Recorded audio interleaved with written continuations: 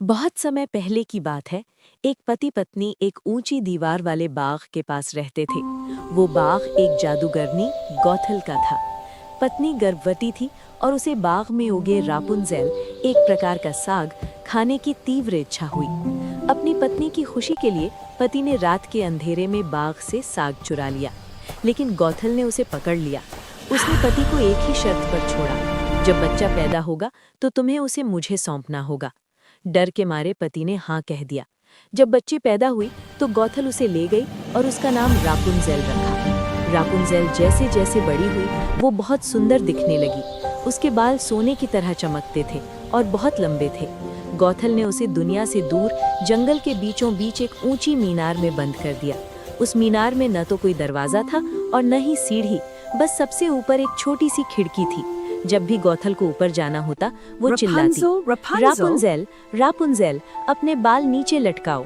रापुंज़ेल अपने लंबे सुनहरे बाल खिड़की से नीचे गिरा देती और जादूगरनी उन्हें पकड़कर ऊपर चढ़ जाती।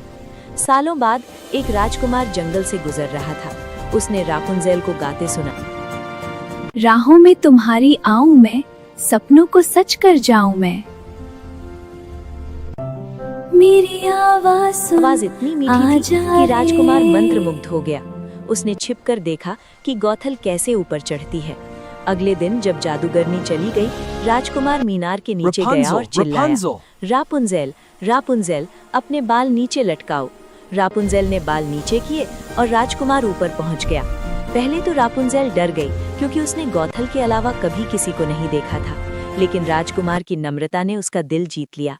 वे दोनों रोज मिलने लगे और एक दूसरे से प्यार करने लगे। एक दिन गलती से रापुंज़ेल के मुंह से राजकुमार की बात निकल गई। गौथल गुस्से से आग बबूला हो गई।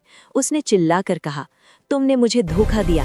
उसने कैंची उठाई और रापुंज़ेल के सुंदर सुनहरे बाल काट दिए और उसे एक दूर रेगिस्तान में छोड़ दिया।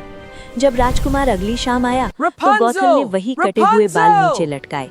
जैसे ही राजकुमार ऊपर पहुंचा, उसने देखा कि वहां रापुंज़ेल नहीं बल्कि दुष्ट गौथल थी। गौथल ने उसे धक्का दे दिया, जिससे राजकुमार कांटों की झाड़ियों में गिर गया और उसकी आंखों की रोशनी चली गई। अंधा राजकुमार सालों तक रापुंज़ेल को ढूंढता रहा।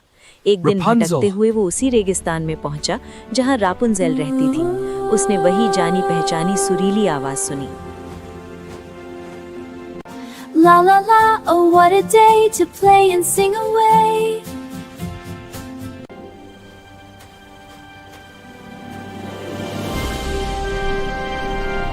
रापुंज़ेल ने अपने राजकुमार को पहचान लिया और खुशी के मारे रोने लगी।